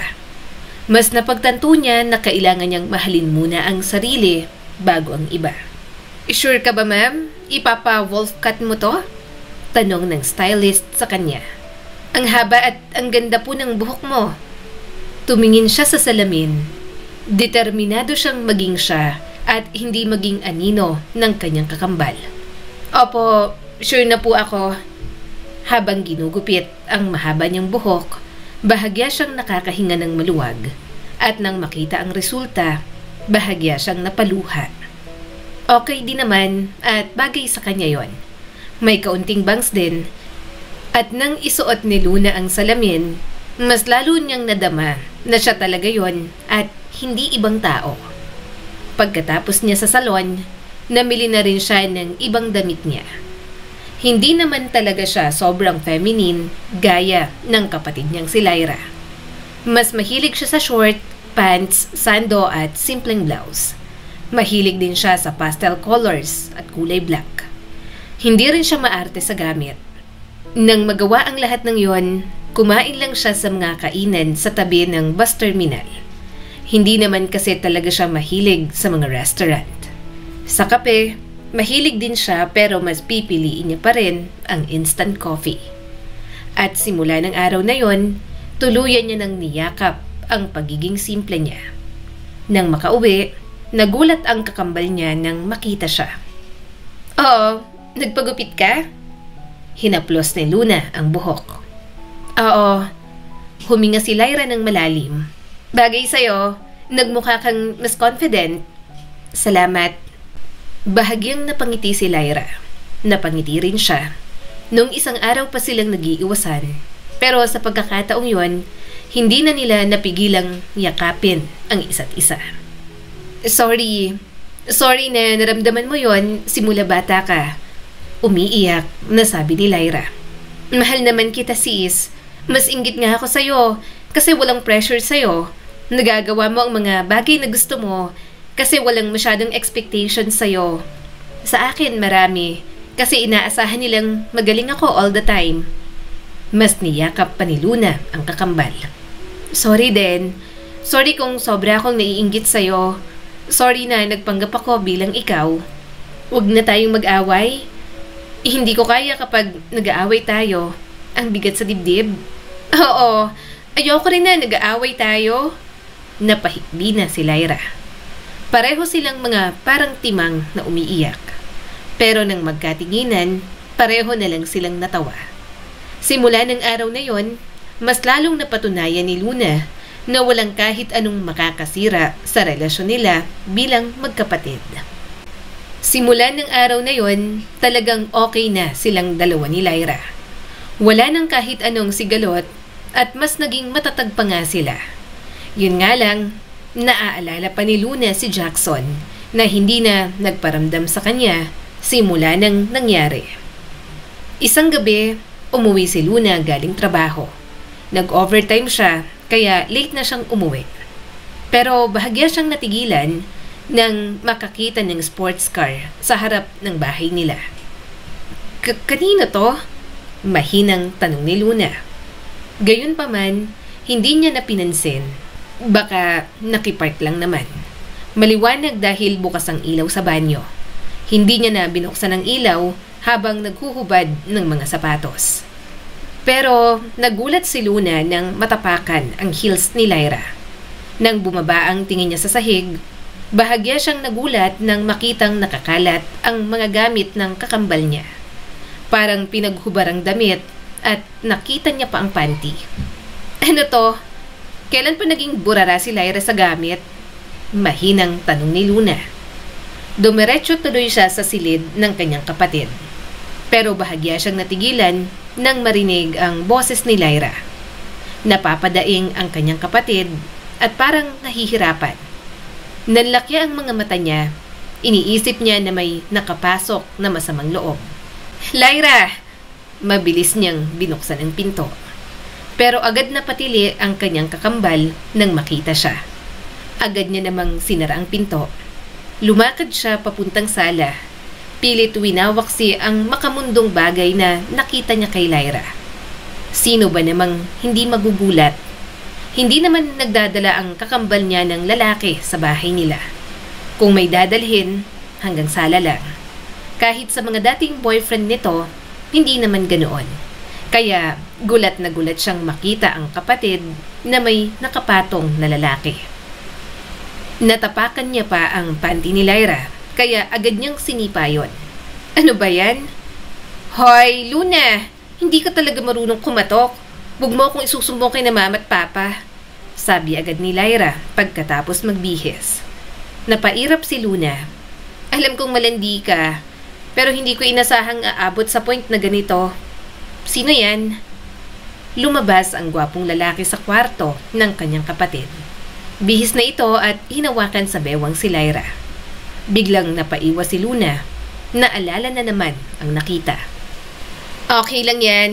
Wala ka lang kasing boyfriend at experience kaya nagulat ka. Natatawang sabi ni Lyra. Saka 2 months naging kayo ni Jackson, diba?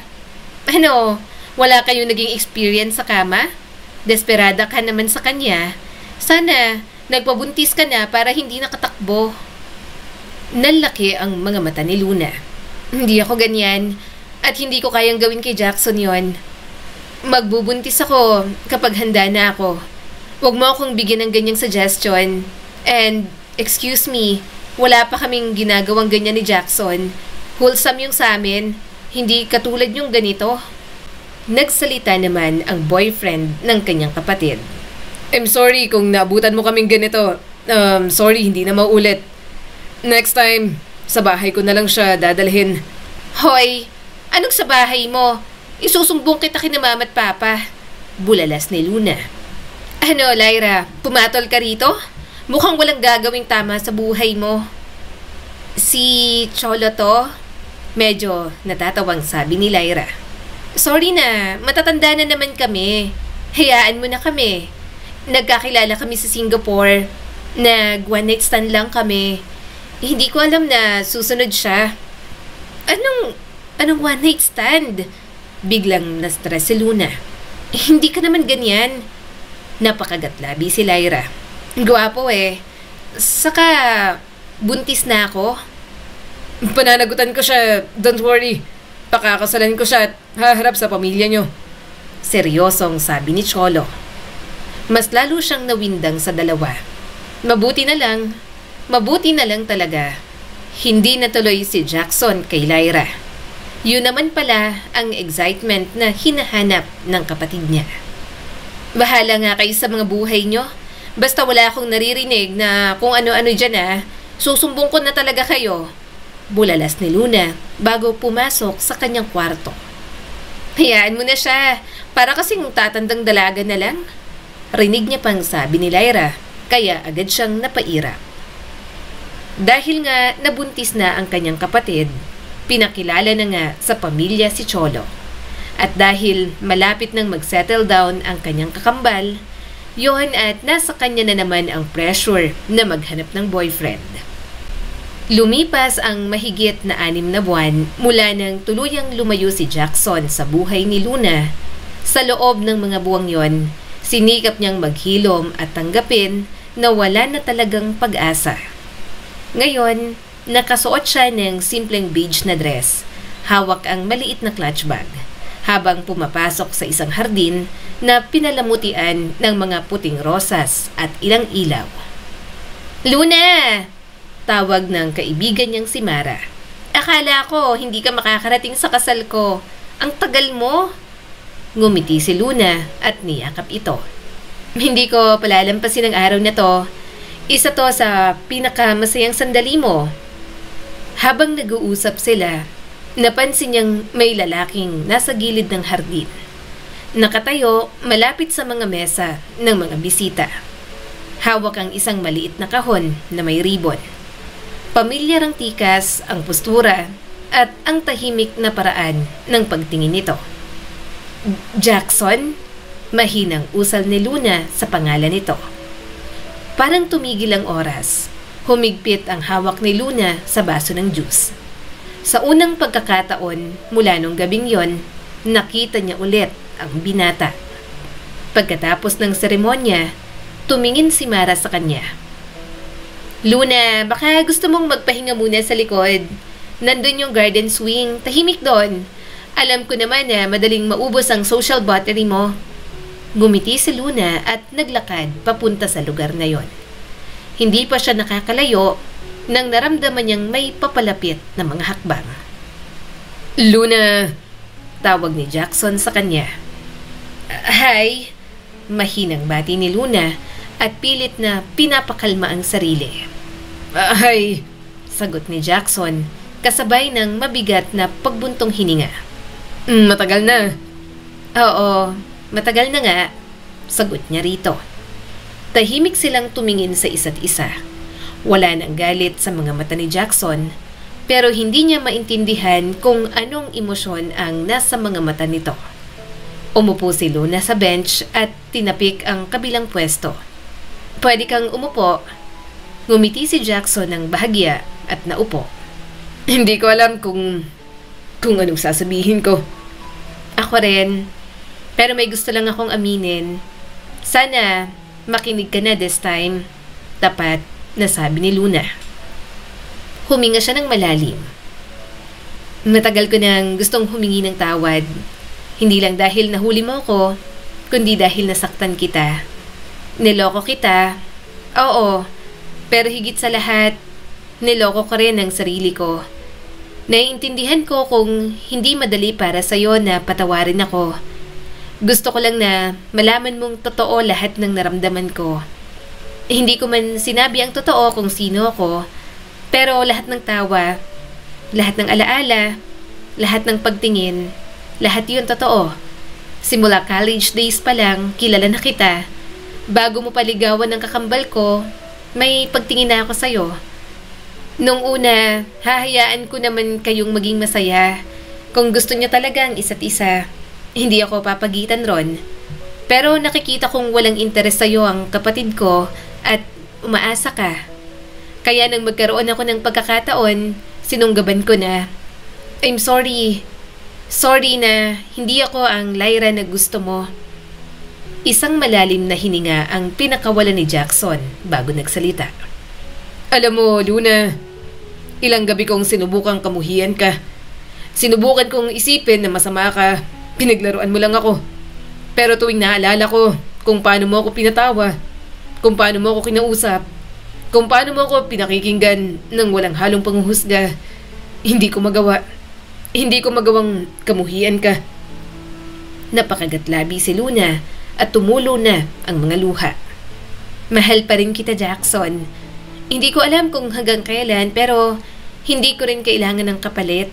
Sana kahit paano, maalala mo na mahal kita bilang ako at hindi bilang si Lyra. Lumapit si Jackson at namumungay ang mga mata na tiningnan siya. Mali ka sa ginawa mo, Luna. Pero mali rin ako. Ang totoo niyan, naguguluhan at nalilito ako sa nararamdaman ko. Kaya lumayo na muna ako at ngayon, sigurado na ako. Mataman siyang tumingin sa binata.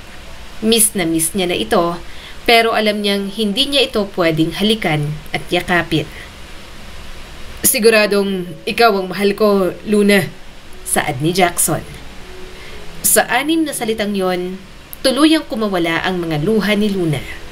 Agad naman siyang niyakap ni Jackson at hinagod ang kanyang likod. Mahal kita, hindi dahil kamukha mo si Lyra. Mahal kita dahil ikaw si Luna at sa'yo nahulog ang damdamin ko. Gumanti na rin siya ng yakap dito. Para siyang nananaginip. Hindi siya makapaniwala na sa wakas napansin na ng dating sinisilayan niya lang noon ang kanyang pag-ibig. At doon, sa gitna ng hardin na puno ng liwanag at musika ng kasal, nagsimula silang muli. Hindi bilang 2 taong nagkunwari, kundi bilang 2 pusong handang magpatawad at magmahal ulit. Ano, boyfriend mo? Tanong ng kanyang mama nang ipakilala niya si Jackson. Hindi ba at manliligaw yan ni Lyra? Baka naman kaya kanya nililigawan dahil magkamukha kayo. Nagkatinginan sila ni Jackson. Bakas ang pag-aalala sa mukha nito, pero determinadong nagpaliwanag. Mahal ko po si Luna. Siya po talagang mahal ko. Masyado pong komplikado pero ikikwento ko po para malinawan po kayo. Nagsalita naman ang natatawang si Lyra na malaki na ang tiyan. Mama, Papa, huwag niyo nang pagdudahan ng mga yan. Buntis na nga ako at ikakasal na. Basta ang sure dyan, mahal nilang isa't isa. At ako lang ang asungot sa love story ng dalawang yan. Isipin na lang natin na ako ang naging tulay para gumanda ang love life ng kapatid ko. Nagtawanan na lang silang magkapatid. Saka na lang siguro nila ikikwento ang mga naging kalokohan ni Luna. Ang mahalaga, hawak niya ngayon ang kamay ni Jackson at silang dalawa ang nagmamahalan. Pagkatapos manganak ng kapatid ni Luna, ikinasal naman ito kay Cholo. Nagtatalo pa nga sila kung sino ang mauuna. Lalo pa at atat na rin na magpakasal si Jackson. Gayunpaman, pinauna na lang nila si Lyra, lalo na at may anak na ito. Tayo na ang sunod na ikakasal. Ready ka na bang maging Mrs. Cruz, Luna? Bulong ni Jackson sa kanya. Mahina siyang tumawa at dumantay sa balikat nito. Handang-handa na, syempre. Humalakhak na lang din ito at inakbayan siya habang pinagmamasdan ang bagong kasal ni sina Cholo at Lyra. Ang dami pang nangyaring buhol sa mga buhay nila bago makita ni Luna ang para sa kanya. Gayunpaman, nagpapasalamat siya sa may kapal na ibinigay nito ang kaisa-isang hiling ng kanyang puso. Ang kwentong ito ay nagpapaalala sa atin na sa buhay, madalas nating maranasan ang pakiramdam na tila hindi tayo sapat, na may mas maganda, mas matalino o mas karapat-dapat ang iba kaysa sa atin. Dahil dito, minsan ay sinusubukan nating baguhin ang sarili o magpanggap para lamang maramdaman na tayo ay mahalaga. Ngunit sa huli, Natutunan nating ang tunay na kaligayahan ay hindi nanggagaling sa pagpapanggap, kundi sa pagtanggap sa kung sino talaga tayo. Tandaan din natin na walang halaga ang pagmamahal na nakuha sa kasinungalingan. Dahil ang tunay na pagmamahal ay dumarating kapag natutunan nating mahalin muna ang ating mga sarili. Muli, ako po si Skylar Guro at sana'y may bago na naman kayong natutunan sa kwento natin ngayon. Maraming salamat po.